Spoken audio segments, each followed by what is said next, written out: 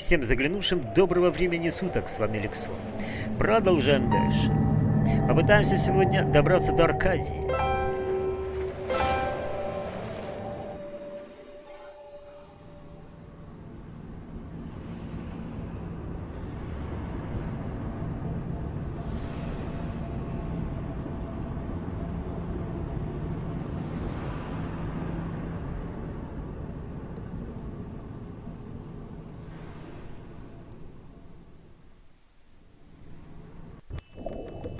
Персик, мы идем к тебе. Тут ты... Так. Вот так вот это. Мина у меня есть. Это картечь. Переведи-ка сразу на противопехотное вот это дело. Все, оставь. И набери пленки на всю катушку.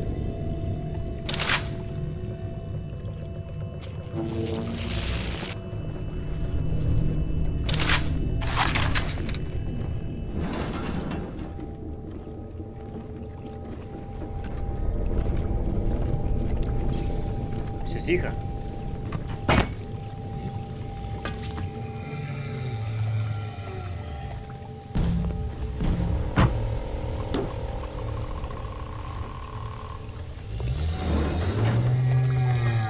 Ты тут воешь? О, сюда пошел. Можно вас? Нельзя его. А в этом сейфе что?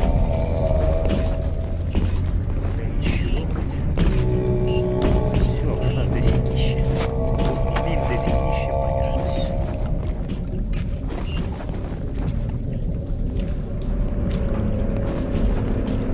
А, я впереди вас, утильный. Пока проползете сюда.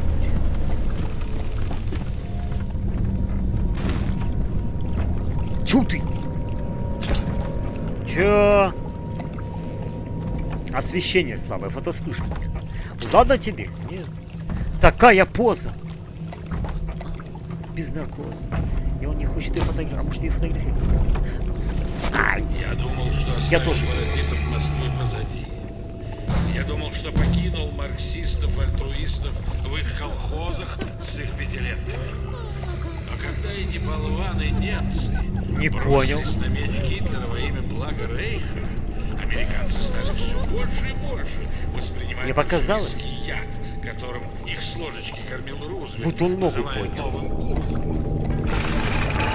Она еще дышит. Кто ты? О, Нитро. Ну конечно, она всего лишь ребенок.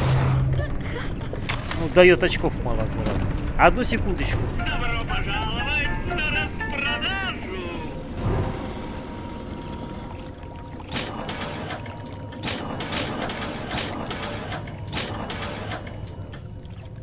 Пленка. Ё-моё. Среди. Она моя. Руки прочь. Мутант в атаке. Сейчас ты получишь в лоб атаку. Дура. Выходи давай. Меня тебя не видно там.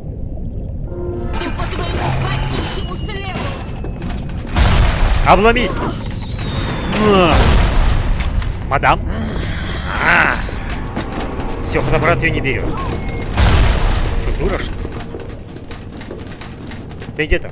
Почему ты забираешь мою малышку? Порвать дуру. Не мешай, кажется. Я вас сфотографирую в работе. Еще! Есть про максимум. Что даешь? 2 плюса? Ой. Ага. Значительно уменьшает сложность при взломе турели роботов-камер. Давай заменим. На, держи. Да иди ты нахуй!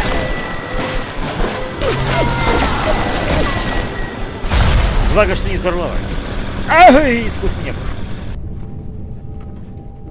Вот, видишь, вот тут камера пригодилась, не говори.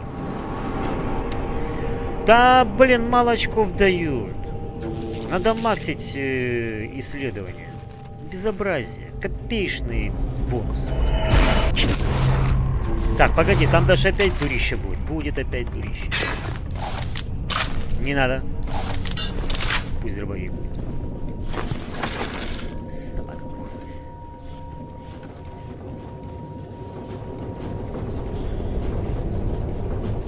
Я подлечусь.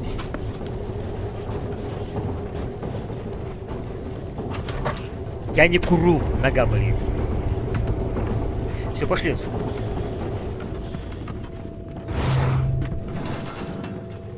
А там сейчас наверху будет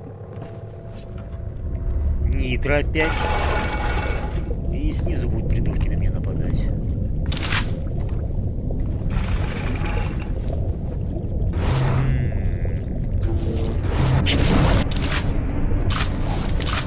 Да дай фотоаппарат мне.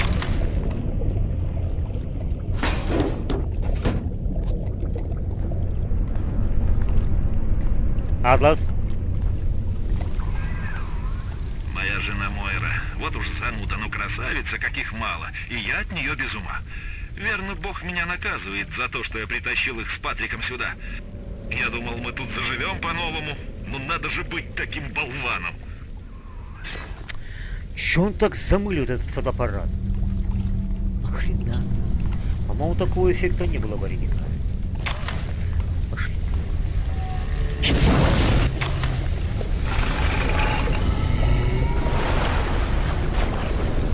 Готов? Спокуха! Пацаны! Вот, пацаны. Нахрен! Побега!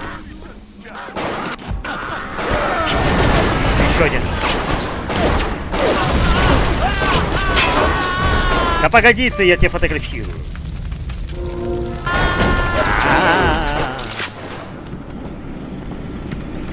Я спрятался. Сгорите там вот. Вся смерть. Стоп. Так, теперь давай этой дурой заниматься. Все, не сдох. Ты меня там ждешь, красавец? Я бы, конечно, помаксить, но будет не до этого. Надо меня будет гранаты швырять. Итак. Солнце мое, где ты? Не вижу. Где гренки?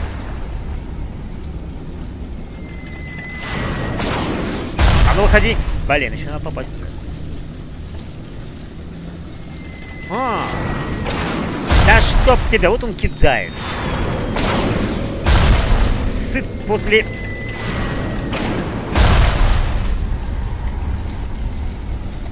бурного секаса. Струя во все стороны.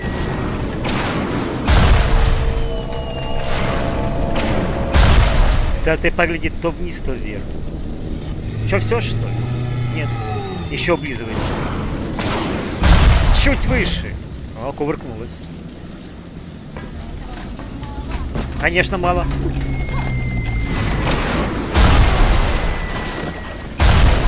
Как она внизу оказалась? По звуку сориентировался, что она спрыгнула. Срыгнула. Ладно, не за ним.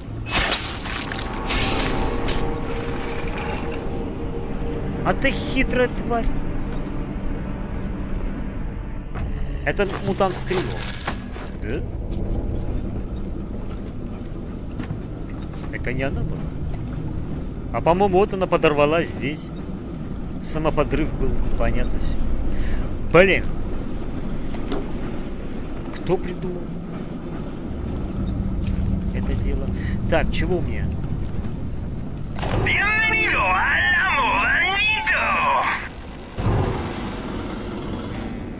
Как раз все деньги уйдут. Спасибо, не надо.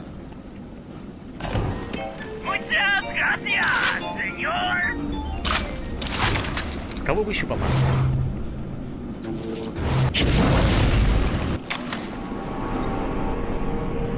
Труп помаксим.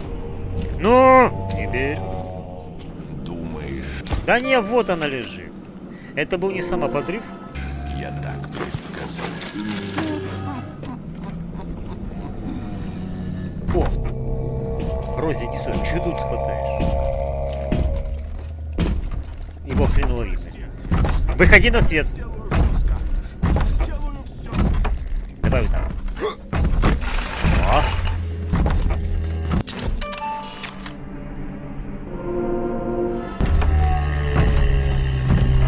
Здесь светлее будет. Ну, туман.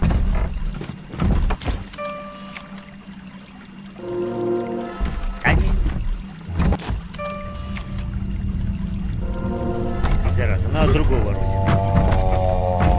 Этот уже скучно стал. Кого ты хватаешь? Кто здесь? Я терпел это ради тебя, отец.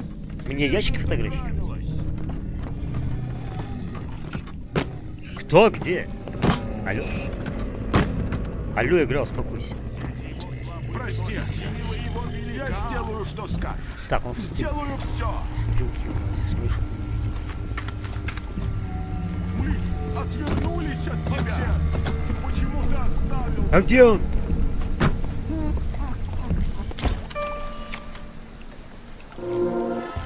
Да.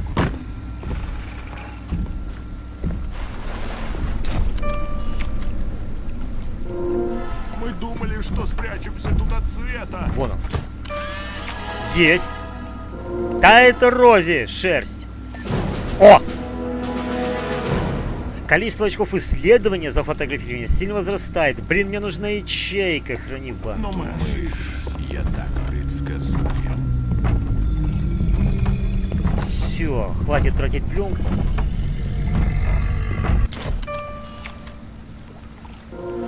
Да ну по чуть-чуть дай.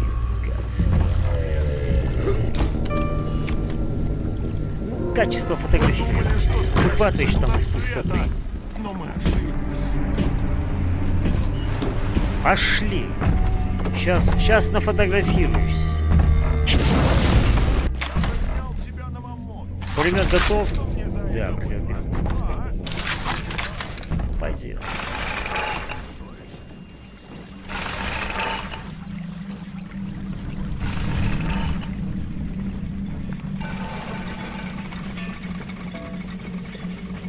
Я исполняю все его заповеди.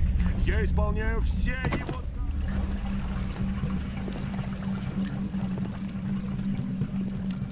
Да ладно. Ну, хоть так. Спасибо за патрон.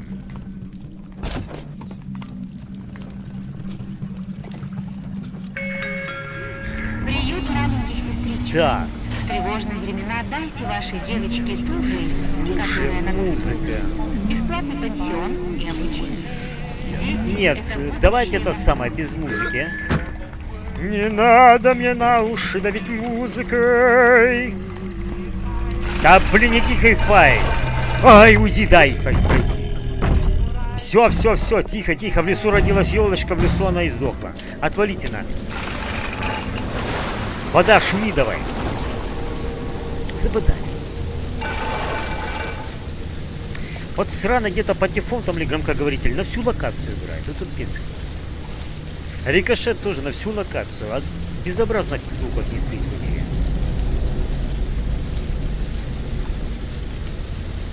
Система отдаления звука. Слов нет. Одни маты. Столько стен, под водой находишься, и все равно звук тебя везде преследует.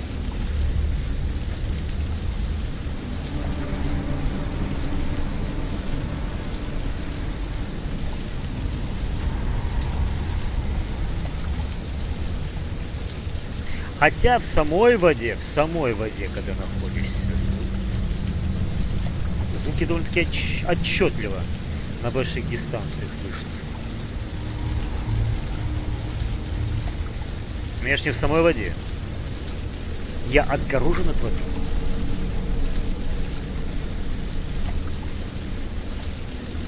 Я не акула, чтоб на 2 километра чуять кровь. И тут чуять музыку. Нахрен нам такой сралость.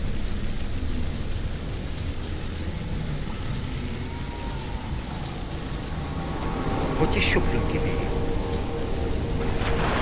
Денег мало. Да хватит тебе. В Аркадии тоже будет висцы. Так, с персиком придется тискаться на ключах. Точно, точно.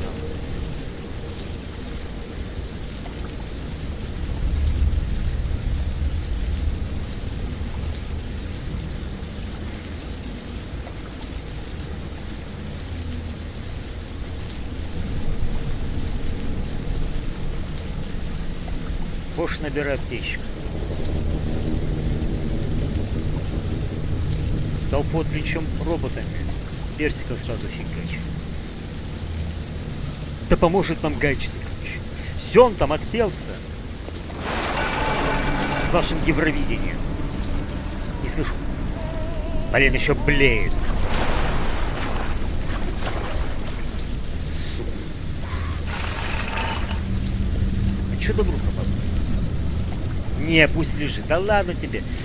На эту потолочную потаскуху тратить баллон. Фигач подмогает. И огнем. Так, а тут что? Обычная картечь.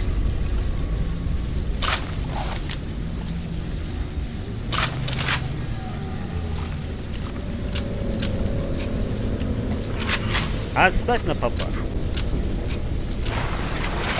Все.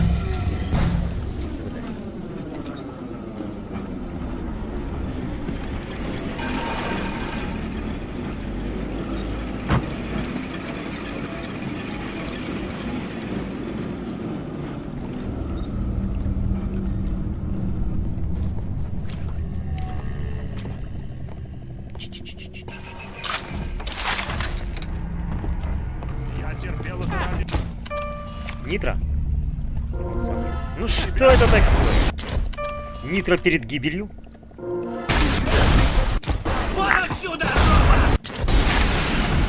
Нифига себе!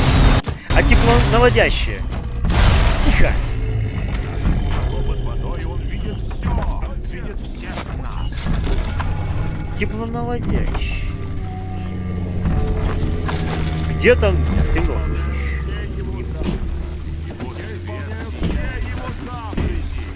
Улыбочку. Да ну его нахрен, все, видишь, по-моему. Не надо. Исполняю. Идем отсюда.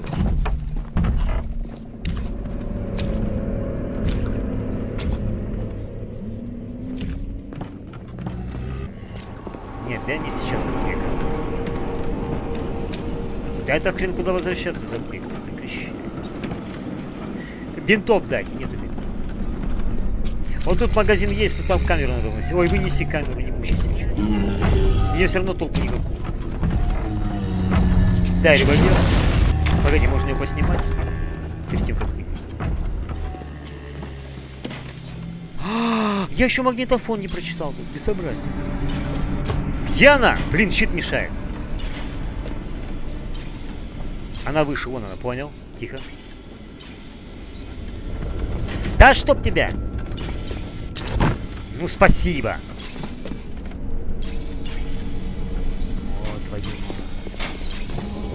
мать. О, благодать! Что даете?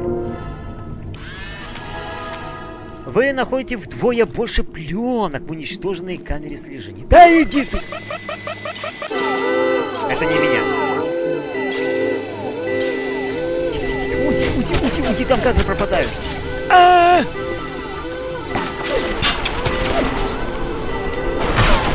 Схватками роботов хотя бы. Где? Не понял.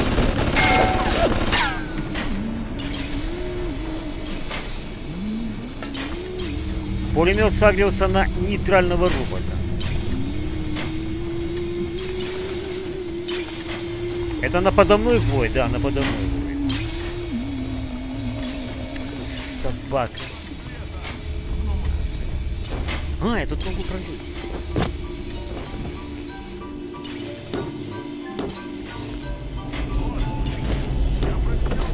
Может, что поменяем? А я ничего не убил. А, ничего не убил. Нет бы аптечки открыть.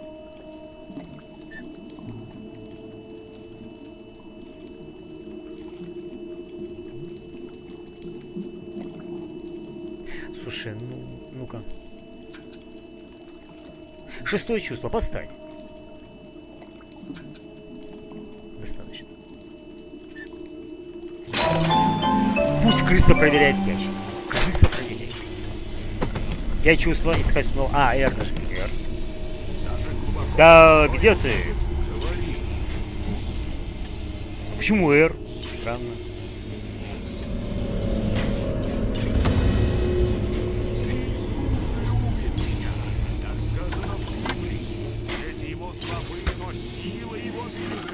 Чего так каждый раз упендривается?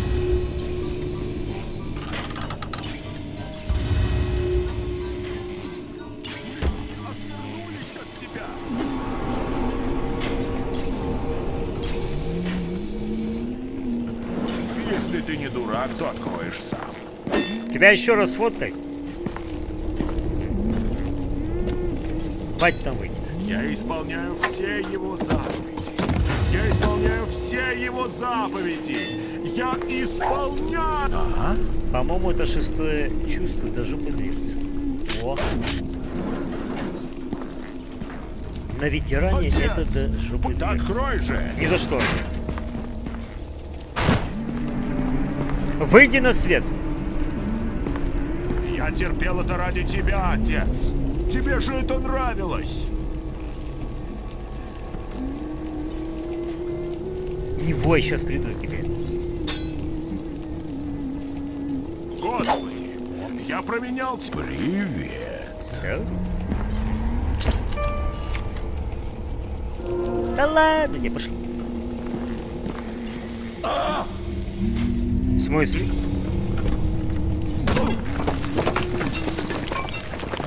Ха! Ты освободился? Ну тебя нахрен, а ну иди сюда. Он решил меня где-то показать, показать, да, показать.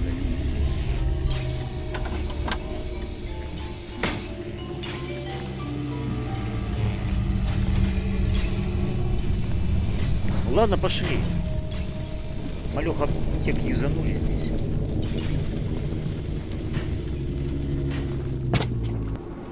Где ты?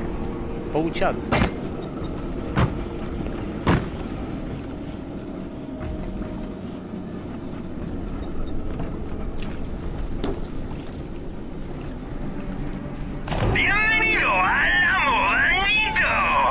Да ну в баню, все. Пошли. Надо деньги. Тихо, ты кто? Мы думали, что спрячемся тут от света. Тебе сюда. Дама ждет.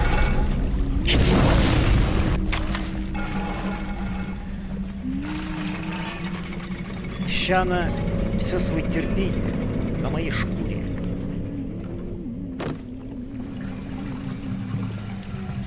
Ну? Кадушка. Мэри, что ты вдруг загрустила? Никак не могу разобраться в своих чувствах насчет этих маленьких сестричек. Маленькие сестрички. Эй, разве ты не знаешь, что на них держится все хвостов? Правда? Раймонд строго следит, чтобы они жили припеваючи, Есть! пока выполняют свою работу, благодаря которой мы Где ты там, избавлены от бандитов любовь и моя? террористов. Нам всем нужен Адам, и нам всем нужны Между нами что-то было? маленькие сестрички. Тик-тик-тик. Отличная поза, отличная. Тю.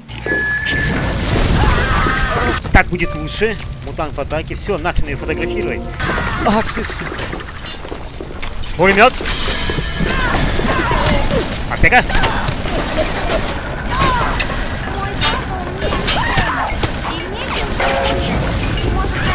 Еще.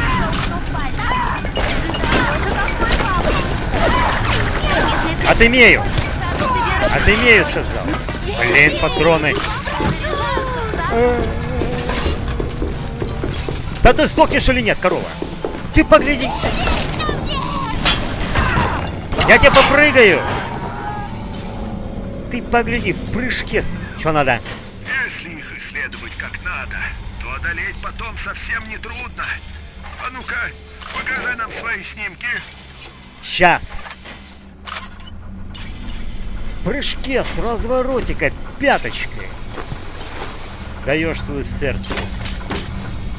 Сойди.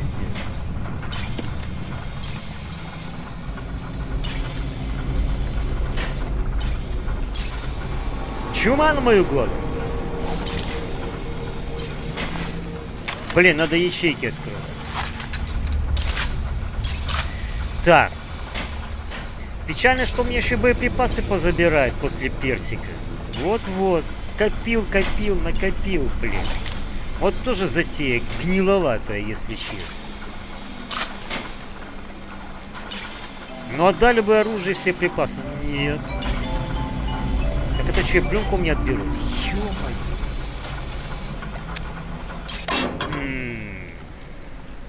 Очень весело. Не, пока ничего тратить не буду. Я разочарован, да.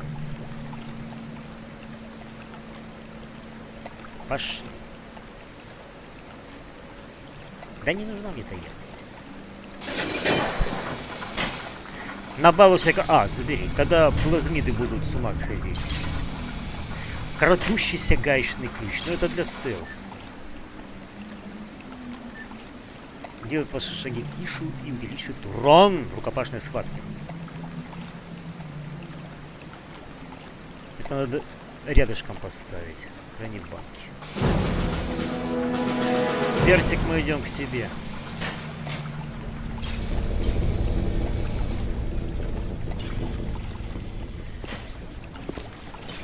Не покупай ничего, все, пошли. Тут нет никого. Чего? Вы хорошо подумали? Одна сестричка лишняя была. Ай, ты молодцы. Я охереваю с вашего BioShock. Юзани.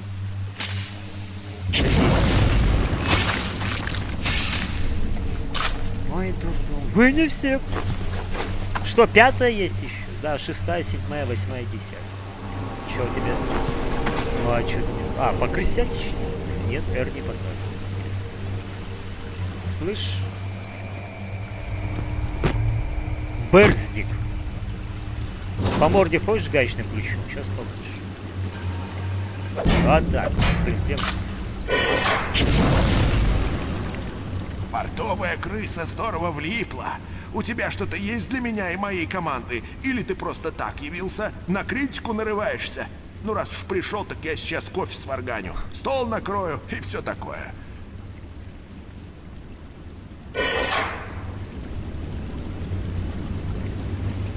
Но...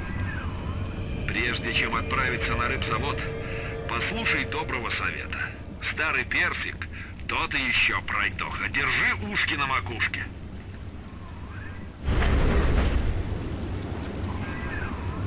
Никто в мое логово с пушкой не заходит.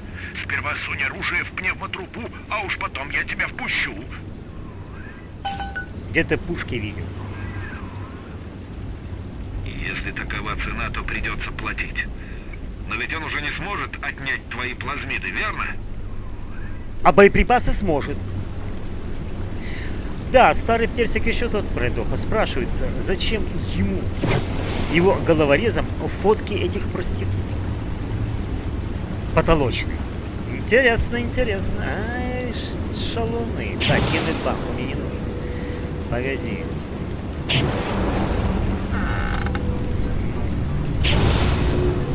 Че, нет ничего? Слушай, да ну этого крыса нахрен. Пока не так. Еще нет. Что даешь? Направленный слой. Перегрузка меньше на 2 деления без номера. Хорошая вещь, но пока не будет. Тут есть что-то? Тут нет ничего.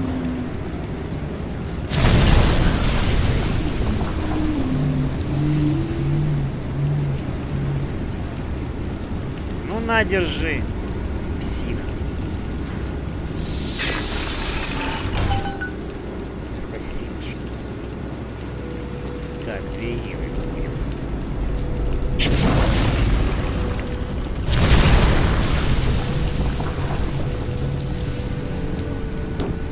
Автосдом у меня дофигища.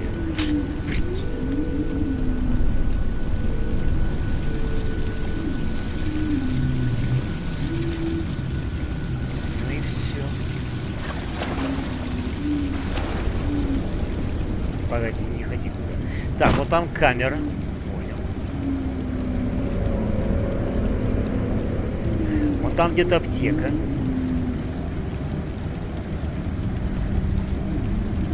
И появится пулемет.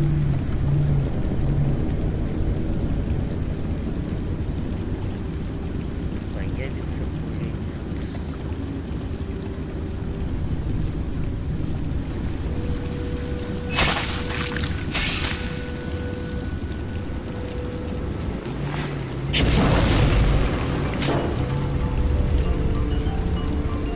Забирай.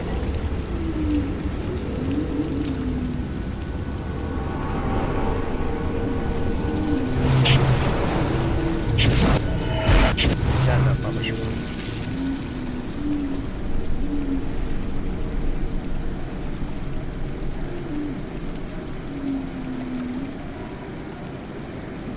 Надо успеть не забыть камеру. Расправиться с пулеметом и аптечку еще. Да-да-да-да-да. Ну давай, ладно, черт с ним. Готов. Общайся.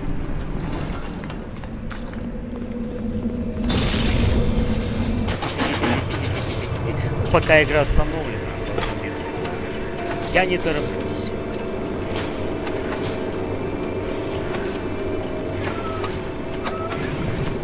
Поворачиваю. Да на. Да на. Да ну. Так, есть. Есть. Не вижу ни хрена аптечку. Ну так я зуб даю. Когда ваш босс Погоди. вышел из сада, так он дьяволу сказал, что скоро вернется обратно. И дьявол ему в ответ: ну конечно, мистер Фонтейн, я вам придержу тепленькое местечко. Райан обещал, что Фонтейн превратится в прах, а теперь ты делаешь за него грязную работу. Блин, я То есть заблудился. Райан вроде как солгал, а ты? Камера. Фу-фу-фу-фу.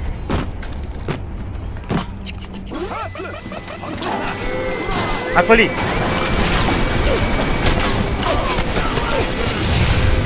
Тихо, тихо, тихо, пацаны, тихо, спокуха. Я пока... самое. Вы там побегайте, кофе попейте. Блин, тут туман гуще получился. О, смотри, готовая дорога, почти что. Вот это сюда, да. Пока музыку послушаем.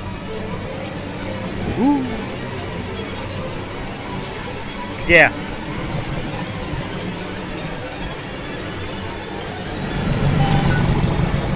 Так, готов. Ищи персика. Персик, где ты? Персик.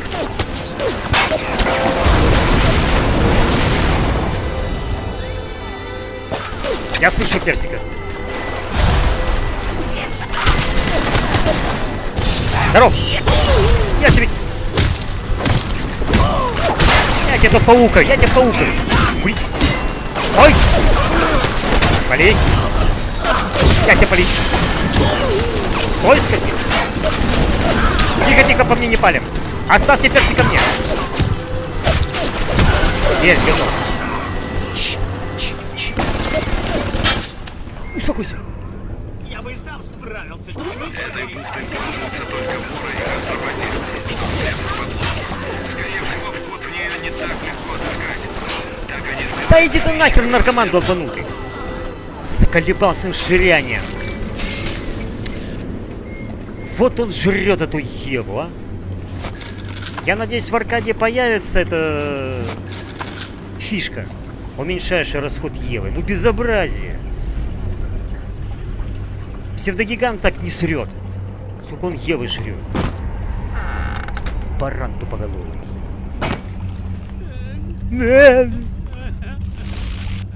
Юзани.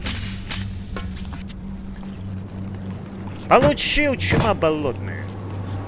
По затылочку. Чё есть? 30 баксов, спасибо, автослом.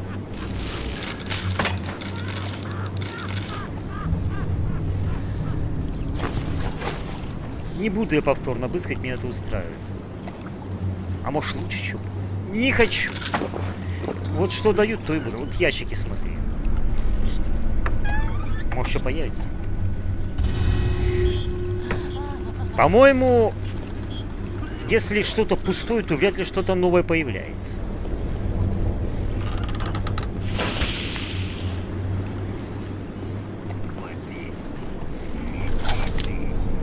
По оружию пособираю. Ишь вы собаки сам. Смени. Не надо. Масочка этого поросенка.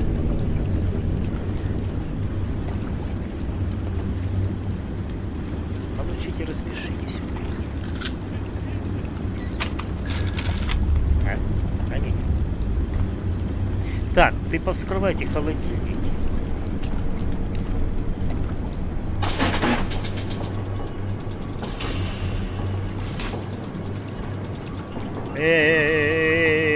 Ну дай вот это, блин. Вон же на тебя смотрел. А, это хорошо, что туда наверх не... Да прекращайте вы, идиоты. Нифига себе ближний свет. Это хорошо, что я наверх не полез по привычке. Я сказал. А ты погляди, посмотри, что творит.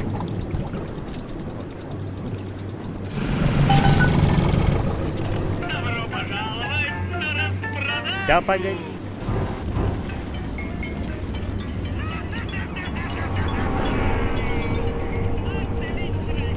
Дай-ка наверх поднимусь. Там Ева, кажется, осталось.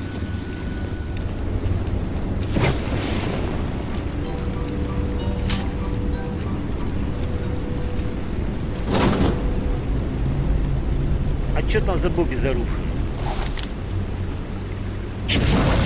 Все, хватит. Пошли. Верните боеприпасы. Заставщик. Ай.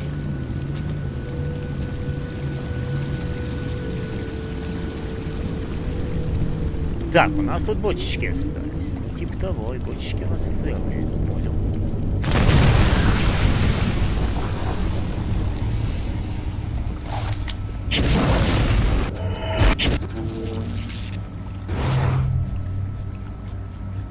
Ты серьезно? Да при... То есть какие-то бочки нельзя брать? Не лагай, чё за херня?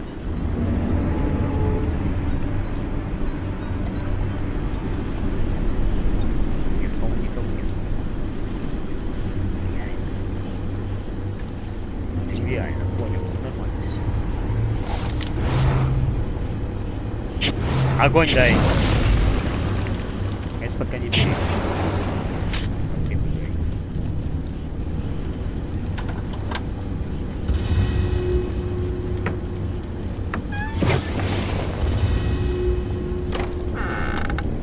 Ну, а если поменять? Опять не слышишь, ничего не изменилось. И как-то херотень тогда должна работать. Шестое чувство не работает. Как-то духловато. Что за ныкали? Там что есть?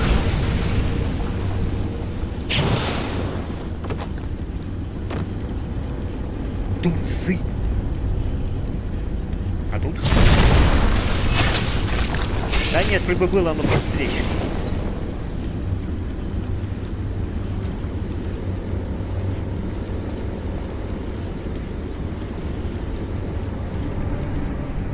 Как здесь, да, видишь, как обалдеть, как подсвечивается. Группа грибы. Застыл лед новой композиции. 2 инъекции Евы. Ё-моё, погоди, я тебя не видел. А как выйти? А то я не все. Я тебя не видел, ты мне не показывал. А вот не хочу сигареты, если. Ну и херня, и я про то же самое. Так, пусть пока будет. 2 инъекции. И 3 лежит.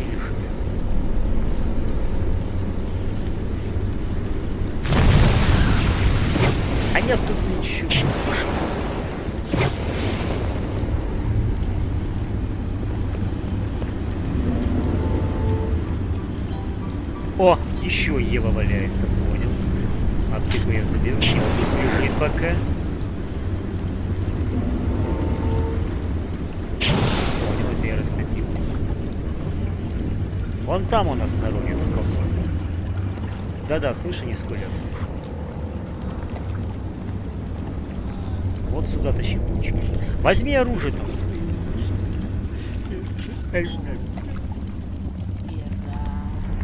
Степенность.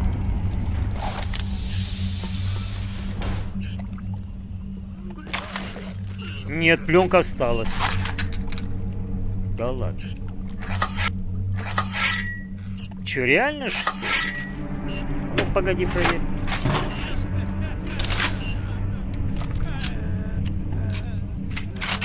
Че, серьезно? Блин, а я когда в оригинал играл, у меня по боеприпасам печаль тоска была, когда я забирал от персика. Тут все сохраняется. Очень интересно. Я когда забирал оружие, у него только обычные патроны были, и то там чутка. А тут все осталось. Нормально.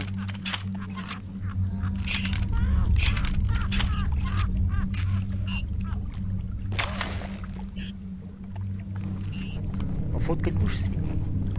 Мертвых. А чуть-чуть осталось. Персик! Я тебя должен зафиксировать. Продам Сандру рукой, но по спекулятивно выгодной цене. Он любит квестовых персонажей. Там где-то еще валяюсь.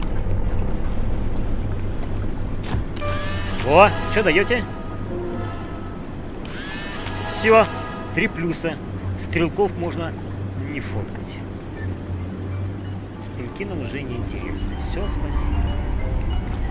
Нитро надо взломать теперь. Маги будут.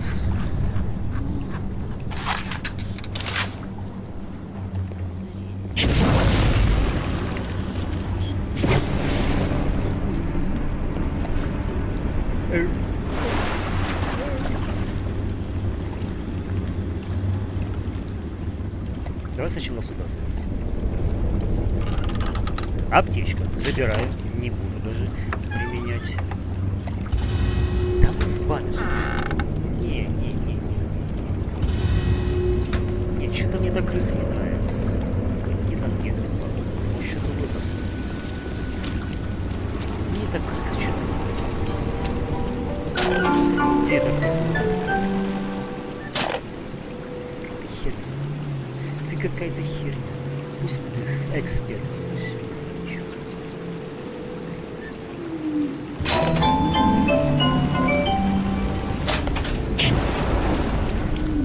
С вашим шестым чувством. Вы мне еще 3-й глаз влетели.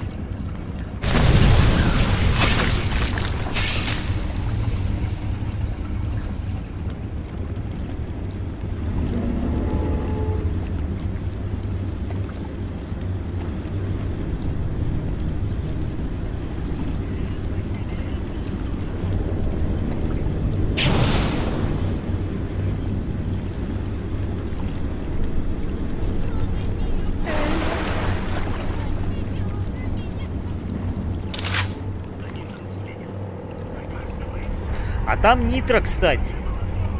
Точно, там же нитро.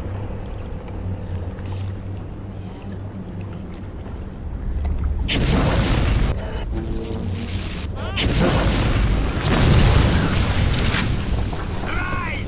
Ты это... Знаю я таких! Думаешь, тебе это так сойдет?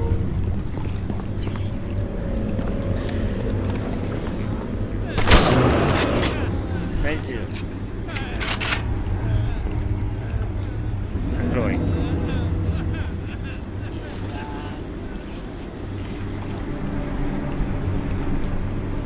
А по-моему, нитро на нижнем уровне.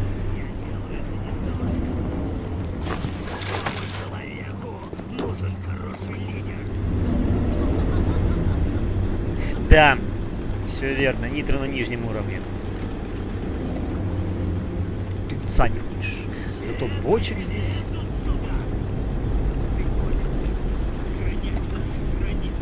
Ты тут в смешке сидел? Расстреляй. Сейчас ты растопишь. А? Пошли на память еще.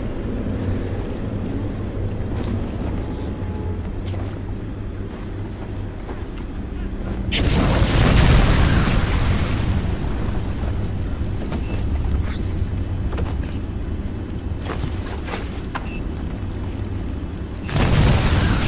Вот, теперь можно пособирать еду.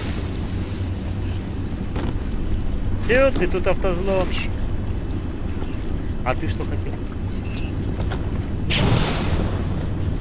Не дёргайся. Вот и доверяй после этого холодильникам промышленным. Покупай рыбу в супермаркете.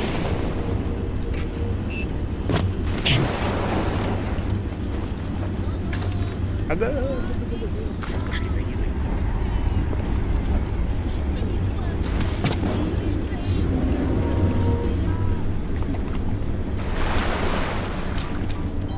А тут ничего.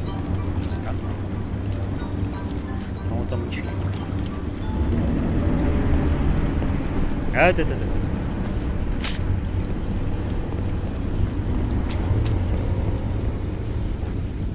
Так, вот у этого забери. 2 инъекции, отлично, это пусть лежит. Ща мы нижних. Там как раз нитро лазит.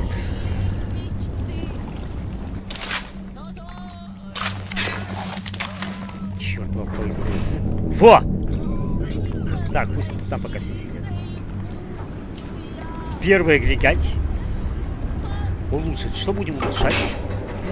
Револьвер улучшаем. Размер рабабана. С двойным удержанием. Убойная сила автомата. Снижение отдачи автомата. Скорострельность дробовика увеличить. Давай дробовик фигачить. А? Давай убойную силу ставь. Все-таки надо отбиваться от папочки. А то что-то как-то он дамажит. Все, ставь убойную силу. Флакончик. Любому человеку нужен хороший пинок. Факанат. Так, тут, по-моему, автомат. Томпсон должен. Не понял. Тут всегда находился Томпсон. Теперь нету. Интересно. Нету. Или подправили этот уровень. То, что боеприпасы не исчезли. Ты уже смотри. Томпсон куда-то исчез. То ли я не знаю, что здесь происходит. Иначе разведется куча паразитов. Так, сейчас, по-моему, стрелок полезет.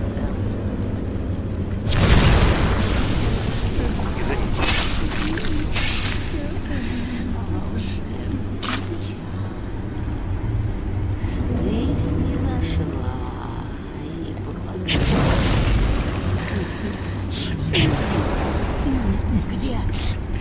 Ты не отнимешь! Еще не все. Я спрячу здесь. Нет меня. Пусть горит. Знаю, что ты задумал. Так, это сдохло все. Займемся нитром. Вася? Ты где? Что ты?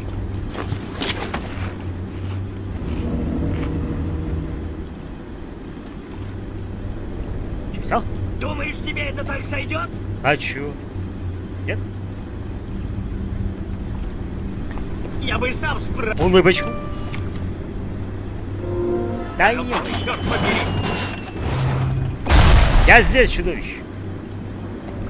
Выходи давай. Он не умеет ходить. Ой, идет. Подожди. Ну иди сюда. Вон, я вижу тебя в щелочку. Сфоткай его. Да я сейчас получу гранатой в лоб. Все, хватит его. Я одинок. Я так одинок. Он не успел меня заметить. Кидай! Ну! Он меня не видит.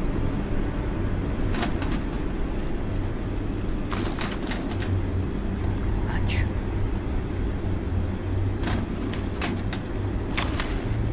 Позируй. А еще можно? Хороший ракурс. Не, все, хватит. Все. Фотоаппарат вошел в отказку, ясно все.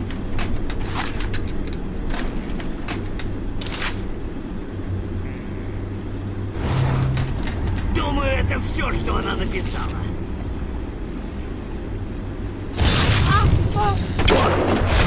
Подорвись. Ты еще живой? Теперь же хуже будет. Сгори в аду. Да что с ним творится? Дай револьвер.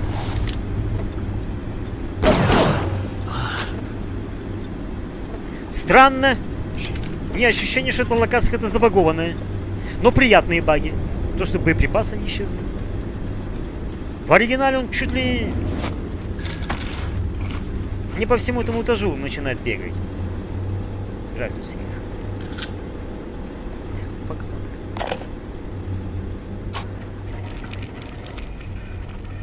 Фонтейн закручивает гайки и даже вдвое выжимает с нас по 80% прибыли, а иначе грозится сдать нас рай, ну если мы не заплатим.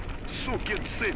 Сэмми Джи выходит и мне говорит, что, пожалуй, пойдет к констеблю. А на другой день Сэмми Джи нашли в мешке на дне соленого пруда.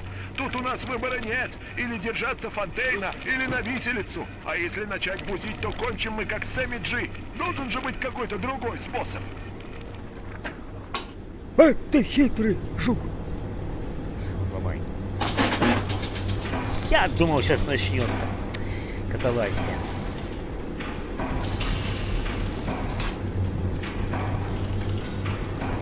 Так, ну что у нас бухта контрабандистов осталось? Все равно как-то маловато. Наверное, запущу эти 2 комментария.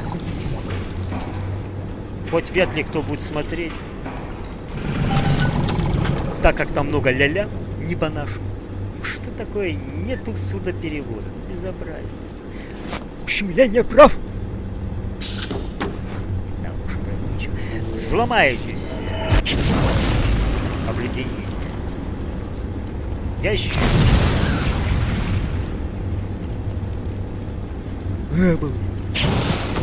Это что? Просто коробка. Ой, ну их. Чё, аптечку нашли? Ну их, не ну их, но аптечка вот попалась. Так, сожгу шоколадки, подниму. И вот еще есть. Тут. Ты еще каждого тунца поджарь. Странно, а здесь вниз открывается. Врата ада.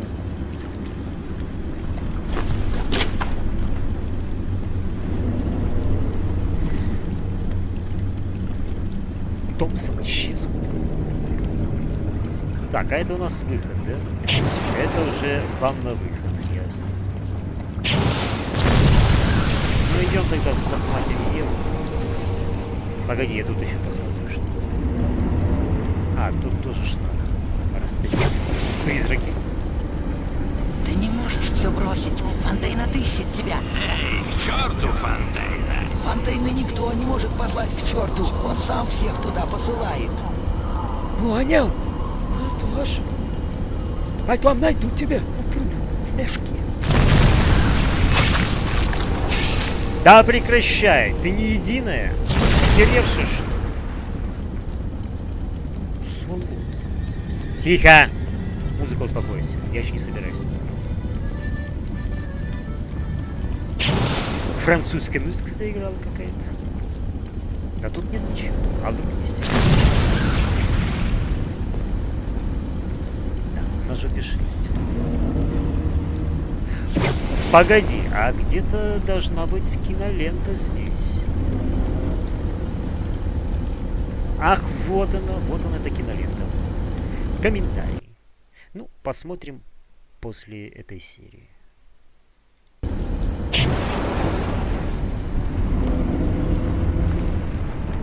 Опять же, повторюсь, кто не хочет спойлеров, не смотрите.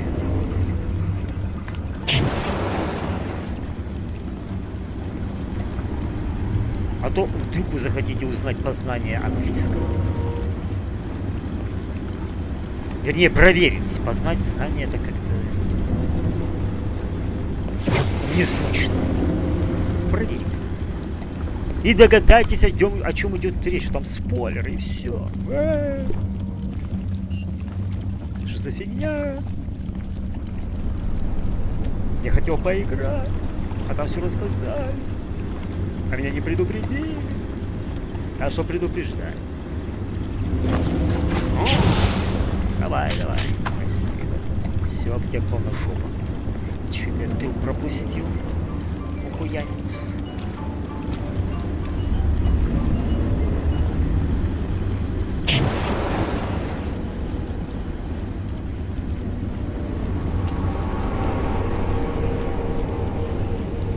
Спасибо. Не хочу. Все, это выбор. Идем отсюда. Достаточно.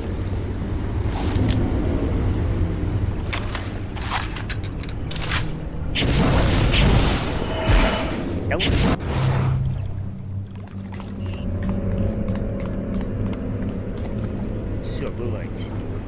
Пишите письма. Шутит вас весны.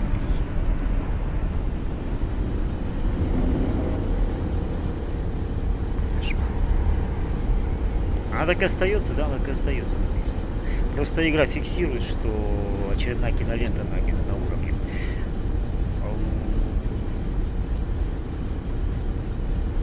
В Аркадии нет, в торговый рынок, там очередная кинолента. В Бухте тоже нет. Отлично.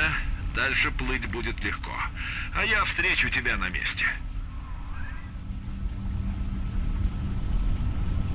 Напугай меня.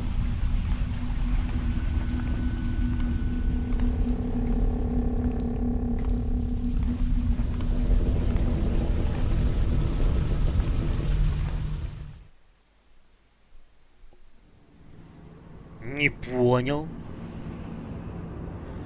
А кат-сцена на этом месте? Или... А, наверное, здесь будет. Я почему-то думал на выходе. А, сейчас должна быть кат-сцена. Игра сохранена. Спасибо. Спокойно.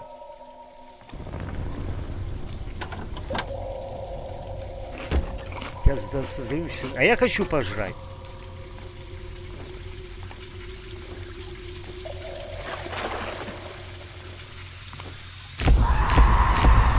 Хай!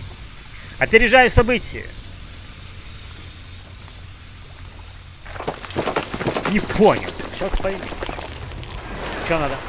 Я рядом с бухтой субмарин, но не могу в нее попасть. Мне нужна твоя помощь. Моя семья уже совсем близко. В какой-то сотне ярдов. Бухта субмарин.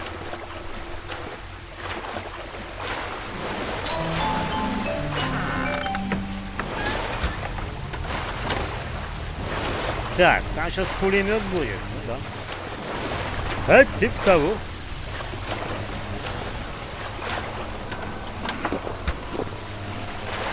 Пирожок, кофе. Отличный завтрак. Надо? Нет. Винцо. Не докатилось винцо. Трубь. Сам кури. Сам кури, баклан больной. Так.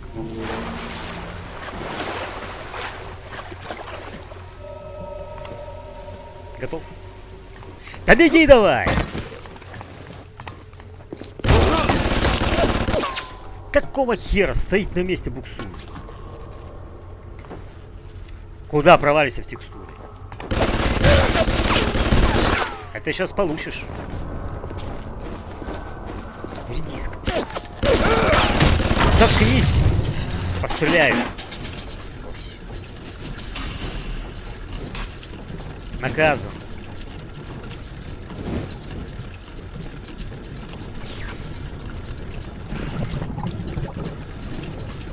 Блин, вот эти вот нежданчики в BioShock'е. То за что-то зацепится, то стоит на месте. Буксу. Ну, баранки. Не вижу. Молодец.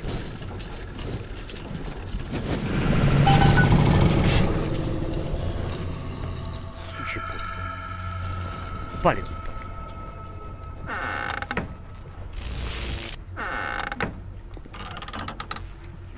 Поднимем. Шок. Сами пейте.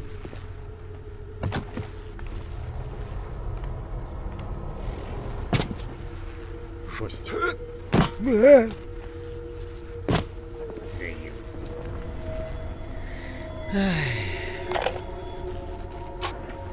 Мы все сюда спустились. Ждали, что станем вроде как звеньями великой цепи. Только цепь самого Райна оказалась из золота, а наша такая, с большим железным ядром на лодыжке. Он сейчас в форте веселый, с модными модельками развлекается. А мы тут в этой выгребной яме потрошим рыбу. Фонтейн обещал нам кое-что получше. Он же вроде как один из нас. Ты знаешь, сам себе на хлеб зарабатывал. Он велел к 11 часам подходить на рыбный склад. Я схожу и пару человек прихвачу с собой. Уж-туж, все равно некуда. Ну и иди. Не к добру попадать. Расхрустелся, как кролик тут, ты погляди.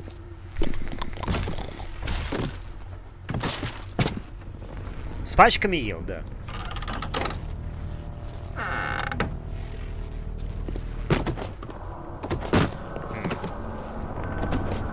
И для чего? Вы предлагаете мне залезть выше? Чтоб посрать с такой высоты. Какие у них тут стоят?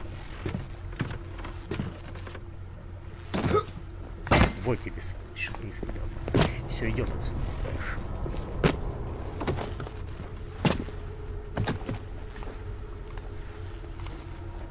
Еще начнется веселье.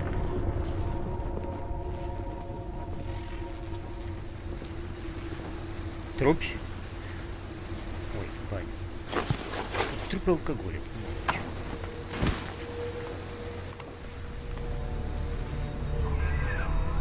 Нажми на кнопку «Дам» в будке управления и впусти меня. Думаю, нам пора пожать руки и познакомиться.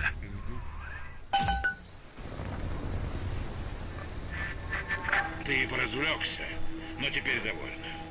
Если нажмешь эту кнопку, то узнаешь, как я поступаю со своими врагами.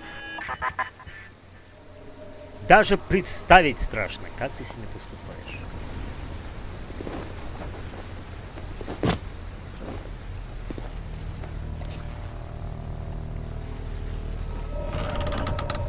Кофе выпью. А еще кофе есть? Старый гном, а не Том.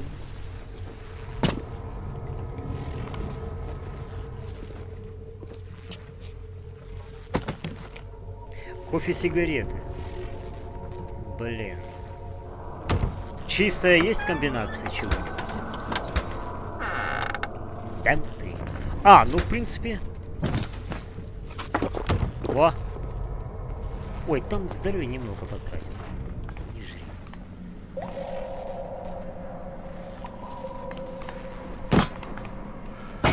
Ау. Ты заблудился? Я заблудился.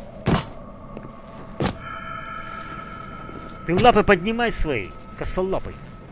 Блин, перелезть не можно.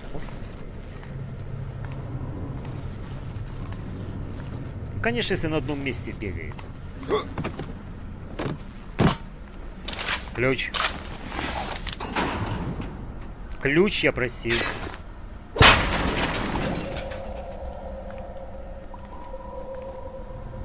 Так, кнопку пока не нажимай. А я отсюда не выйду. Ай. Я отсюда ж не выйду. Кто тебе сказал? Не выйдет. Ты мне добрось. Подготовь место. Так, у нас баллоны есть.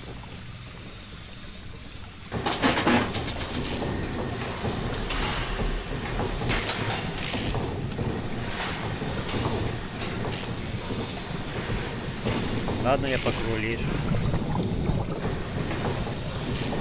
Куролесю. Какую Олесю? Еще ту. Ох, еще ту Олесю.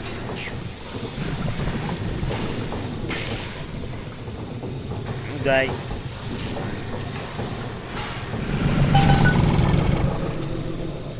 Так, баллон имеется. Понял.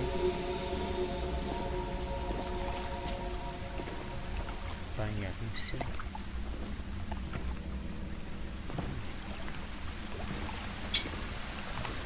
Вспоминай. Я вспоминаю.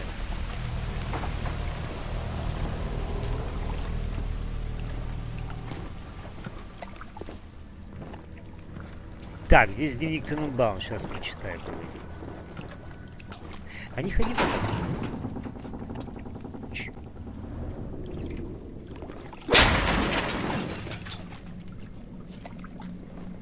Смотри, сколько баллонов здесь. Пучки, баллоны. Здоров, Нимка. Все утро провел с этой немкой-ученой. Она, конечно, чокнутая на всю голову. Прямо как все эти, которых освобождали из концлагерей. Но она свое дело знает. С ней я столько денег буду зашибать, что Райну и не снилось. Ей просто надо подбросить кое-чего для начала работ. Ну и поставить кого-нибудь, кто бы за ней присматривал. Тененбаум, что с твоим голосом? Холодного вина перепила? Да облысела что-то. Тененбаум. Прям не узнать немку. Озверела просто-напросто. Ужас. Немка озверела. Немка Фонтенка. Подбросить ей кое-чего веренического, да? Собаки тут. По-моему, тут можно пока полазить.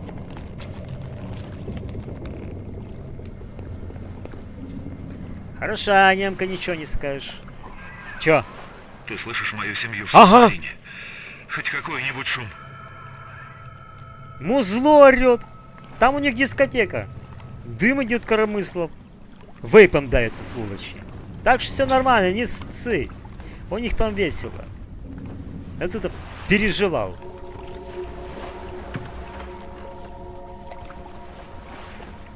Тю, там насосы работают. Ну, что за шаги? Ну и субмарин, не говори. Атомная бомба какая-то. Ага. Я дотянуться не могу. Твои дивизии. Люди, впустите меня, я тоже к вам хочу. К чертям этот ваш восторг. У них там весело. Так, ну здесь вроде ничего нет, да? Ценно. Там у нас атлас щемится. Моя семья. Мое богатство. Ай, блин, дневник Тененбаум. Твою дивизию. Ну чё, забирай это все. Чё, пропадай. Чё забирай? Мы сейчас. Осколочные гранаты, конечно. Мины, реагирующие на движение.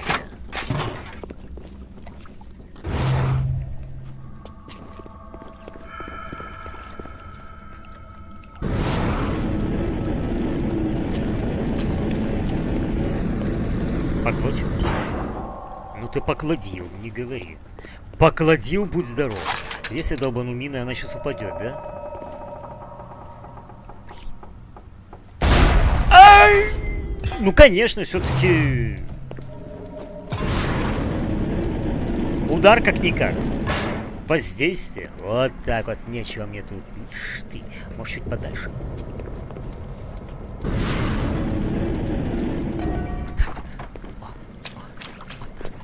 Я тут сейчас устрою. Сучка. Так, здесь 2 баллона, понял, бочка.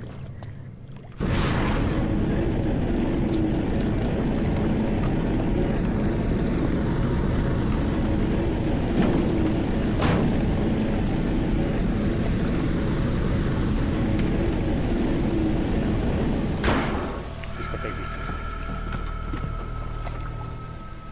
Это все воспламенится. Ну да, это все воспламенится. Отсюда будет весело.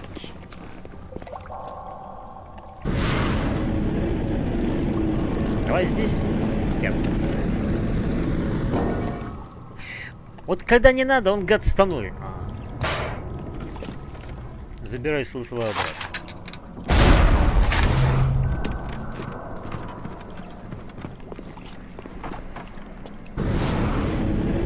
Вот и здесь будь.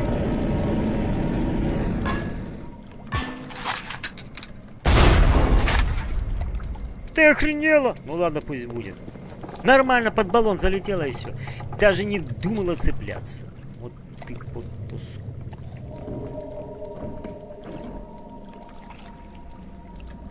Ладно, чё с ним, пусть так стоит. Так, все здесь.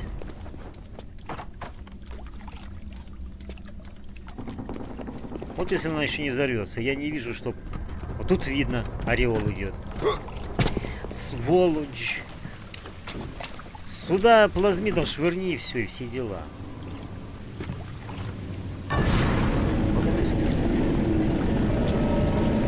И на сопника не стоит.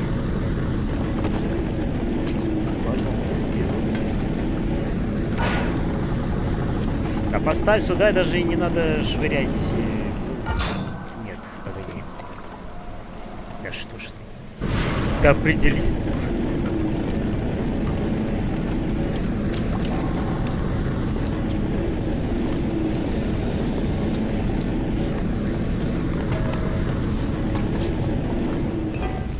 Сможешь взять?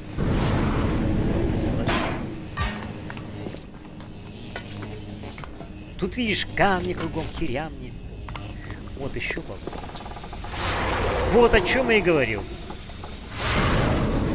А неслась херня нездоровая. Ой, Бешок. Ой, Бешок, ты меня убиваешь. Сдвинь его. Можно как-то тебя отсюда? Давай, давай, давай, давай, давай. Ой-ой-ой-ой-ой-ой-ой-ой. Ты посмотри, что творится. Все что угодно, только не баллон. Ну хватит сквозь текстуру проходить.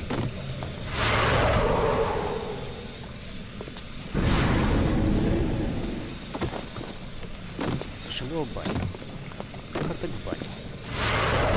Да ты возьми баллон. Он пока всех камней не повыдергивает, не успокоится.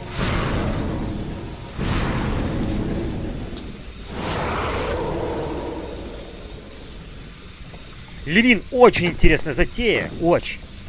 Прям великолепная. Я прям таки охереваю. Да неужели? Камень. Все. Сука, сак. Ложись здесь.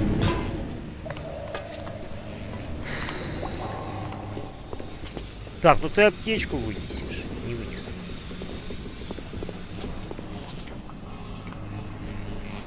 Не вынесу.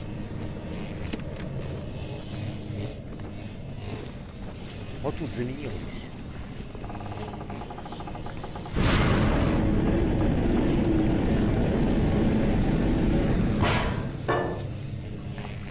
Замри!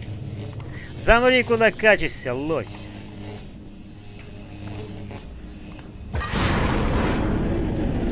По-моему, еще баллонст. Я его не заметил. Вот тут ты можешь лежать.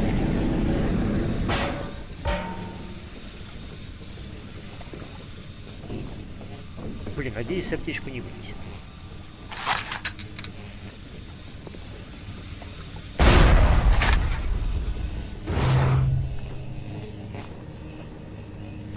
Должен успеть.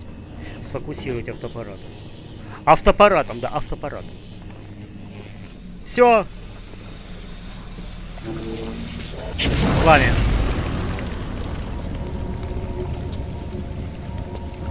Здесь это Растепома на меня накинется. Мы ее немного пофотографируем. Всех остальных сжечь.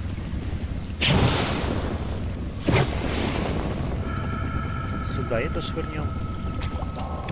Так, если эта бочка взорвется... Нет, это не должно сдетонировать.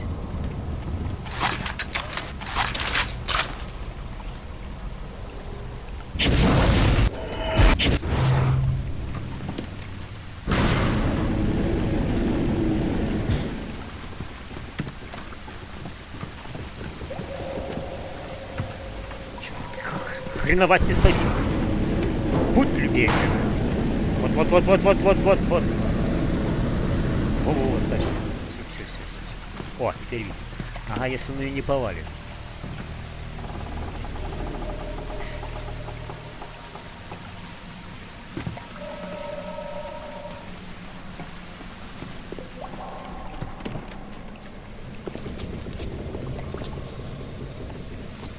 Да поли с Томпсона и все дела.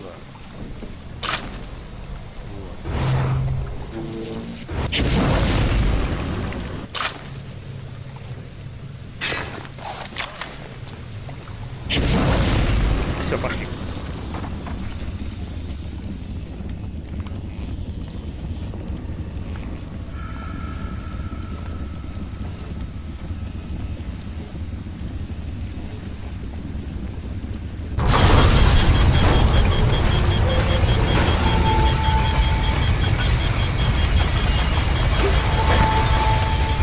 Атлас.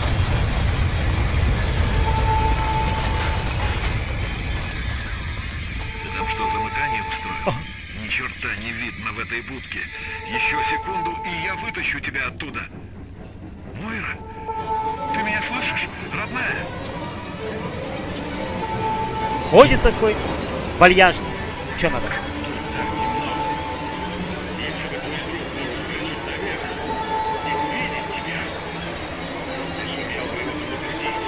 Если бы ты мог что-то сделать, хоть что-то, а не просто стоять тут и смотреть, как он умрет. Ой, ладно. Здравствуйте. Мутанты.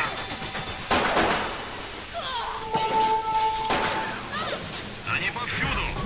Я не могу их сдержать. Девчоночки.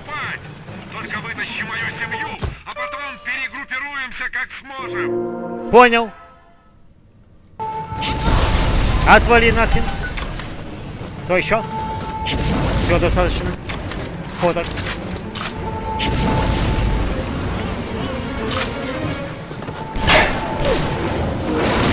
Ах, он там стоял. Минус.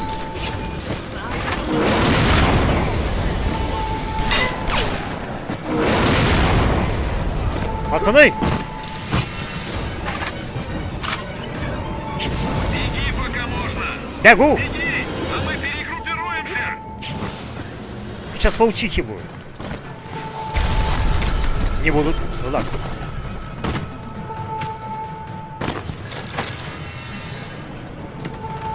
Там взорвалось.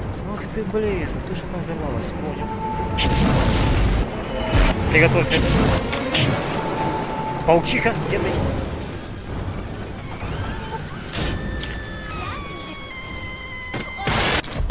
А! Не успел.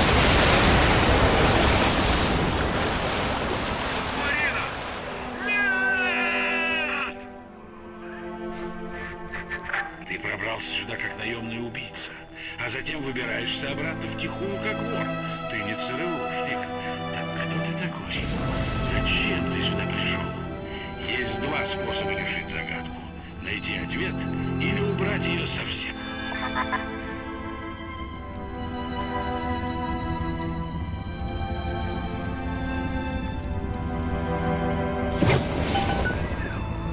Беги! Беги, проберись в Аркадию! Господи Иисусе! Все? Ну, зато сам момент взрыва мы запечатлели. Импровизация.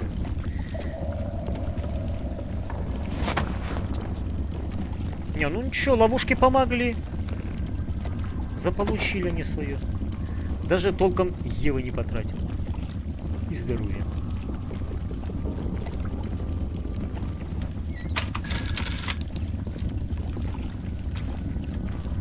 Не, когда первый раз играешь и вот эту сцену проходишь, конечно, за душу берет. Такой исход событий.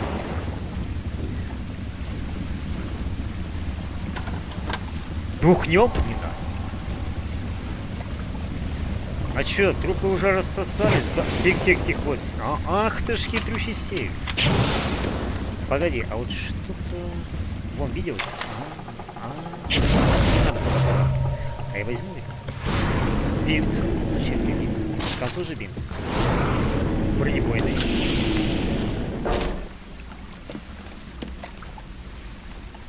Тюк, как-то горючка тут неактивно подожглась. Надо было ее поджечь.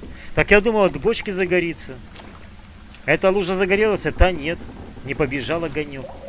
То есть надо было сюда долбануть плазмидом? Давно абсурд какой-то. Поджог должен быть для всех единым. Спасибо за бабки.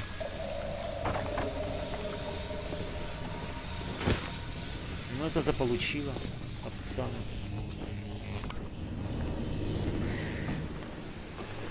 А вот за стекло, ты видите? Все, пошли. Фотограф хрен. Пауков надо максить. И магов. Магов в первую очередь. Получить возможность применять камуфляж. Получим невидимку. Тогда им всем скотинкам будет кирдык. Лысый Тиненбаум, ты там как? Давай еще тут трупы осмотрим. А тут... Ну, где-то еще что-то должно быть. А тебе что-то надо? Пошли уж. Вот трупы осмотрим. Это типа его семья. Можно так сказать. Нет, это у нас зайка. Где топор?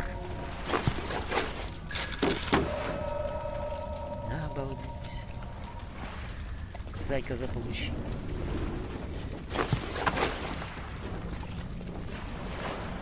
А нефиг было вейп курить. Выпью за твое здоровье.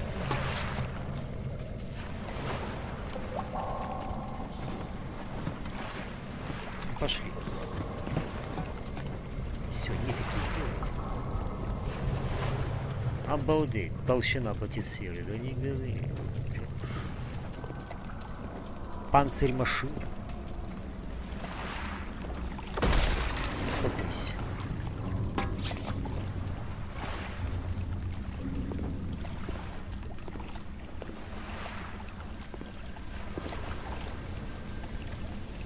Пирожу сажу. И еще сажу. И послушаюсь.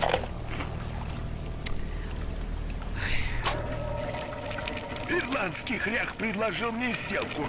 Я им сдаю Фонтейна, и они меня отпускают. Вот так запросто. Только откуда мне знать, что этот толстяк сам не работает на Фонтейна? Откуда мне знать, что все они на него не работают? У Фонтейна есть Адам, который всем нужен до зарезу. А у Райна язык хорошо подвешен и модный костюмчик. Даже тут внизу любой кретин поймет, куда ветер дует. Не работает на Фонтейна!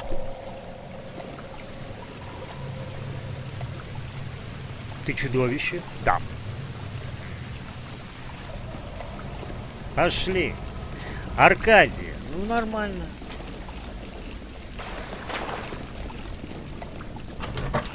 Я не курю. Нога болит.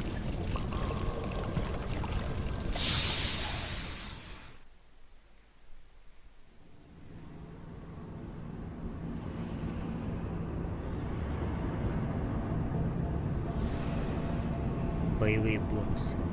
Ставить некуда, мне ячейки нужно. Вот тут мы насобираем яченок. Яченок, да, яченок. Личинок, яченок. Так, а то сохранение было? Было. Ну и все, стой на месте, хватит на сегодня.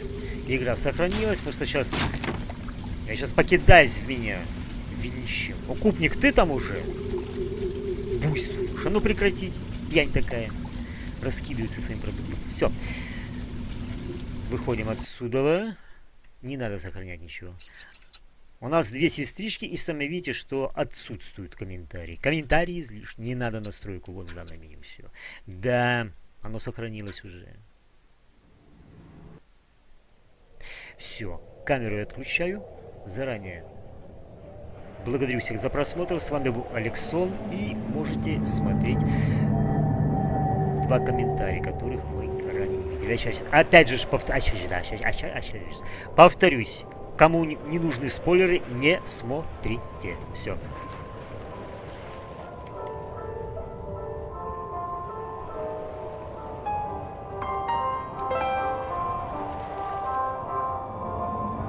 BioShock was groundbreaking in many regards when it released in 2007, though fundamentally it shared many consistencies with Irrational's System Shock series. What elements of System Shock translated into BioShock, and what was refined, altered, and innovated upon to create the world of Rapture? Let's take a look at the long road from System Shock to BioShock.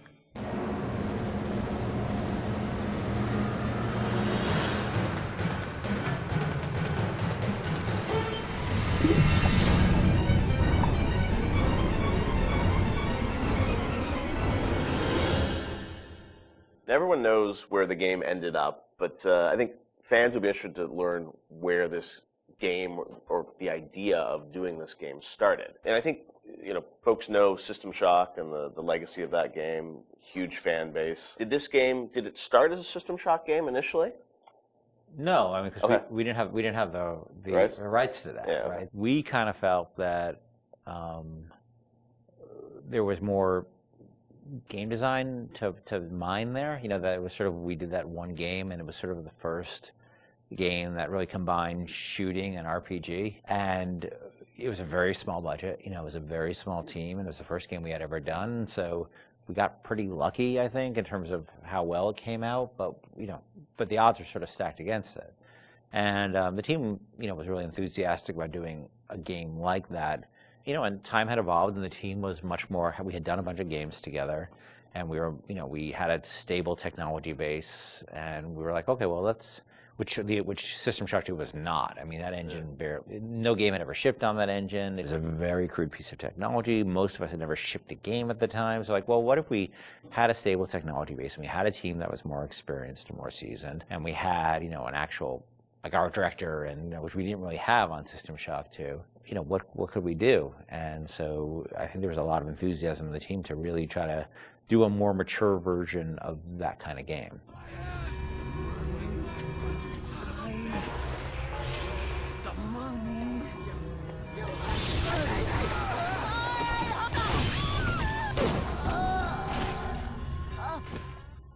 This is before we had sold the company to Take-Two, and we were an independent developer, right? We were sitting there, we were using the money we made from other development deals we had, and we would try to scrape together whatever time and money we had to work on this thing. And it was not actually something I was particularly keen on doing. The team was much more keen on doing a sort of a System Shock-ish game than I was, because... That's your pitching, right? Like System Shock 3 at one point, right? Well, I mean, there was an actual System Shock 3 that we were pitching back in the day when we were right after System Shock 2, but that never happened. Right, yeah. We couldn't get anybody interested, because System Shock 2 sold like 5 copies, right?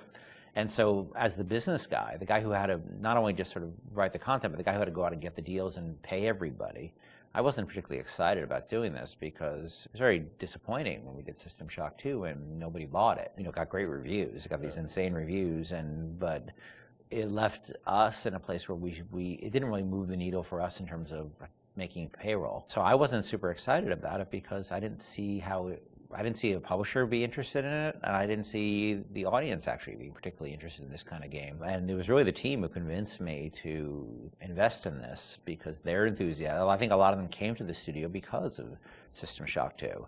And so finally they sort of battered me down. And it's good they did, because I was not the first fan of doing this. And I know initially there was something called the Serene Dawn.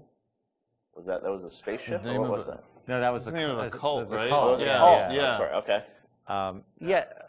That one's, I think, been lost to the... If I remember correctly, Serene Dawn was a cult. You were playing as a deprogrammer that was infiltrating the cult, and your name happened to be Carlos Coelho, who was one of our programmers at the time. It's named after him, yeah. Then there was a story notion that I always really found interesting, which was that you have these cults, and you have sometimes people who, they're these sort of characters who are really live on the edge of the gray morality, which is these guys who come in and essentially kidnap people out of these cults or rescue them, depending on how you look at it. Because what it really is, from a functional standpoint, it's a kidnapping, right? You're coming to an adult and you're saying, you know, you're hired by their parents or whoever. And this was in the story, it was like a senator whose daughter joined one of these religious movements called the Serene Dawn, you said? Yeah, the Serene Dawn. And I always thought that was a really interesting tension of this hero who's basically a kidnapper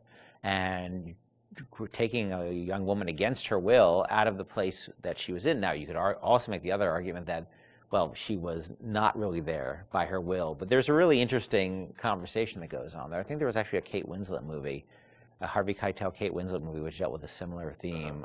Because usually you hear that story, you know, these deprogrammers as a sort of heroic kind of notion. But I always thought that, well, there's something interesting about agency going on there, and about are people entitled to make bad mistakes, or is it a bad mistake? It all depends on the person. You know, and I'm not a fan of religious cults or religion in general, but there seemed to be an interesting discussion of freedom there and independent decision making. And I thought that idea was cool, and that was sort of the basis of it for a while. But it was really mostly for the purpose of we needed something to go out and pitch to publishers, and so we know we didn't have a ton of time to really develop it. So that sounded like, all right, this will do for now. And was that pre-Underwater City? I mean, this was just like an idea for a story. We may have stepped away from that to do the cult thing, but then we went back to the underwater. No, we had that one room, remember? We had the one World War II room with the roaches on the ground and like these weird test tube things that you could walk around. I don't know where that fell. It could have been underwater. There was no windows. The thing is, we were a small business, right? And we were trying to like figure out a way to sell this thing with spending the least amount of money, because we didn't have any money. We didn't have a pot to piss in. So we would do this demo. That was one room basically, just to show. And I'd write up a document, and we'd take it around. And I'd fly around the country, be like, "Here's our room." It was a different time, And we had just come off of SWAT 4. One of the advantages we had is that we were so familiar with that engine at that point that we could really start cranking through, small rooms and lighting and making things look good. So I took it on the road to sell it to somebody, and nobody cared. We'd go to a publisher, and look, they have to make money, right? And then we'd say, oh, it's sort of a spiritual successor to System Shock 2, and they'd be like, well, how did that sell? And I'd be like, my mom likes it, and they would be like, well, we can't, and usually we'd be talking to a fan. A lot of executives, like sort of junior executives, were fans of System Shock, and they'd go to their boss and they'd be super excited, and their boss would open up, their Excel spreadsheet and be like, no, we can't do this. And I think the pitch probably evolved as we kept trying different permutations trying to sell, but we were also out there trying to sell like 2 or 3 other things at the time. We had a pitch for a game called Monster Island, and well, our SWAT 5 pitch was... Zombie SWAT. Yeah, we had just come off of SWAT 4, which is like hardcore tactical, and we decided they wanted us to do another SWAT, and we didn't really want to do another hardcore tactical game, so we're like, what if we added zombies to SWAT? Like, you're a SWAT team that fights zombies and werewolves. That sounds awesome. And it was like, no, it doesn't. And this is before, before zombies were a thing. Yeah. And so we came with this thing called Division 9. Division 9, yeah. That probably would have been even a bigger financial success than BioShock. Wow. But we couldn't get anybody interested in it. We didn't have enough werewolves in the demo, I think. We had 0 werewolves in the demo. Yeah, we were going to have werewolves, weren't we? Werewolves and vampires. That was the whole, really? Yeah, werewolves, the whole, vampires, zombies? Just throw it all the Universal Studios monsters from like... Oh, wow. Yeah. So what happened was we couldn't sell it, but we were always sort of independent-minded. And so I said, well, what if we sort of did this in reverse? Instead of getting a publisher first and then doing a press tour on it, what if we sort of did the press first? Yeah. And we called up a guy, Andrew Park, who's at GameSpot at the time, who was a fan of System Shock 2 and a great guy. And I said, well, will you come out and look at this thing we're doing and write a story on it? And he was like, sure. And Andrew flew out, and we showed him what we had, which is this very, very rudimentary thing about an underwater base. And he wrote up an article and sort of featured as that this is the spiritual successor to System Shock 2. And the next day, the phone started ringing from publishers who now all of a sudden saw the article was getting all this pickup and all these comments, and people were excited. And that really, I think, put it over the top in terms of being able to sell it, even though it was not BioShock at that point. It was called BioShock, but it was not BioShock. There would have been I don't think there would have been a game. We never would have sold it without Andrew coming out doing that. My belly's full of angel's blood.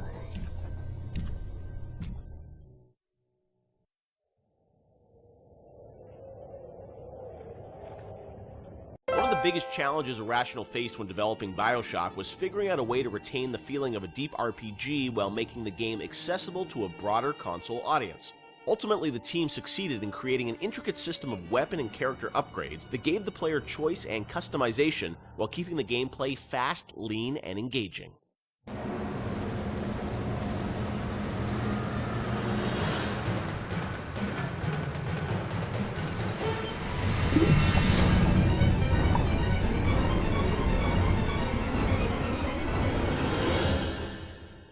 One of the hallmarks of BioShock, to me at least, was that it really blended RPG and sort of first-person action game together in a way that, is sort of standard today, but a decade ago was really pretty revolutionary. And I know for the team, I think at some point it became clear that you wanted this to work on consoles, not on PC, right? Well, both, yeah. Yeah. But so the idea of, doing a console game and a PC game, and doing something that sort of felt like a shooter but had much more depth. And I know in some of the early design docs you talked about sort of creating an FPS plus versus an RPG light. What was the difference in your mind between those two? I think for us, the big difference between System Shock and BioShock ended up being that System Shock was more about your character growth and BioShock was more about the environment. Because with System Shock, we really didn't have System Shock 2. We didn't really have our team to make enough assets or the visual power to sort of make a really convincing environment. But as we started working on BioShock, the art team was so strong that the ability to tell a story within the environment became the most important thing about the game. And that was sort of not something we thought right at the beginning. That was not really a concept we had. But as we started building things, we could realize that the visual world was the star of this thing. The Rapture was really the star of this thing.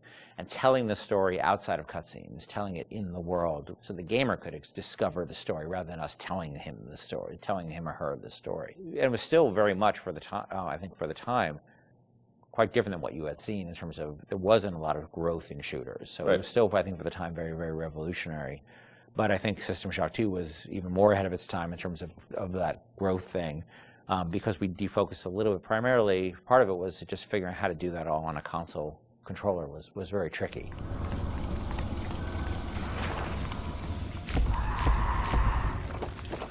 No, I remember even the early demos, and people you see a plasma, you see like a upgraded weapon, people are like, oh, I've never seen that before in a shooter. And that was, when you were coming out of the sort of, the Quake, Doom, Half-Life, where it's like you have, 8 weapons on the keyboard, and you sort of knew what they were, and they weren't going to change. Yeah. Sean, was that something that, from a sort of creative standpoint, was it always clear that that was something you guys wanted to do, or it evolved over time because you wanted to have more depth in the game? I mean, it certainly evolved over time, and each upgrade path was slightly had its own unique challenges. Like certainly upgrading the weapons, you had to design a base weapon that didn't feel like crap. Still felt like something that you wanted to use, but then the ability to add the upgrades to that, and each of the upgrades could come in any order, so you have to be aware that this, parts A, B, and C could come in at any different time to upgrade the weapon. In a first-person shooter, that's your star. That's the thing that you're seeing all the time.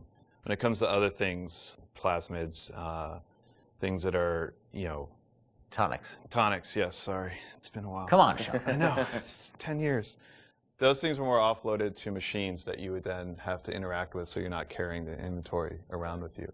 But each of these decisions on how we're going to upgrade the player, it wasn't like a mouse and keyboard. Okay, we can just use the mouse, and you have all these buttons at your disposal. You could arbitrarily point at a part of the screen really easily, which you could do in System Shock 2. Yeah, so we certainly learned trial by fire when we were trying to adapt these things to the console at the time. Yeah, and like having different ammo types and stuff like that. Like we went through numerous iterations of the interface to make it. Like we had the first times we sort of put the interface into play. It was very obtuse and very tricky to get your head around, and we just kept working on it and working on it and working on it because you want to feel like second nature. But we spent a lot of time on that.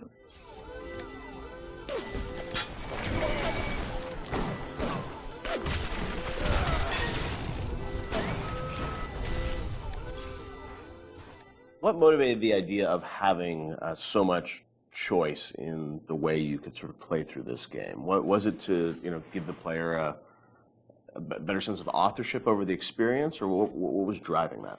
I've always liked the idea of giving the player a lot of agency in terms of their play style and experimenting with the play style and trying different things and seeing what worked and didn't work and interacting with the environment. The notion that it's sort of a playground that you get to play around with and imprint your own desire on was great, because I think we were more skeptical about being able to do that with story at the time. In fact, so much to the point where that became almost like a joke. That becomes the meta joke of the game, of how little agency you have in your story. But agency in terms of how you play the experience and how you load out your weapons and how you interact with the environment, as compared to most shooters at the time, where basically like you can shoot them with the shotgun or shoot them with the the pistol. That was really important to us. So we spent a lot of time trying to make the world react in a way that you would expect and hope it to react when you tried something. Right. And some of those system or decisions we made about systems fed back into the narrative, like locking Adam behind Big Daddy and the little sister. Like you can't get Adam unless you deal with the Big Daddy, which then becomes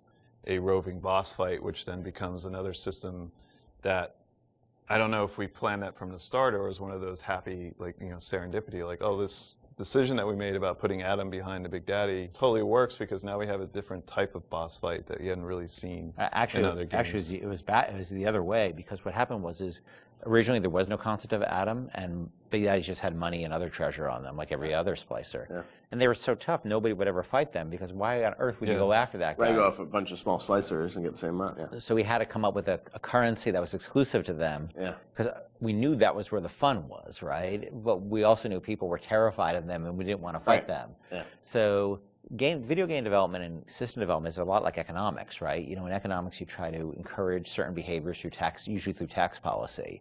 Well, you want business growth, so you lower taxes on certain segments of the business economy, or you want to encourage, people to move into this area, so you make incentives to move in here. We had to make an incentive for players to fight the Big Daddy, and Adam became that incentive. And then once you had this Adam, then you had a new piece of narrative, which they could then incorporate back into the story. Yeah.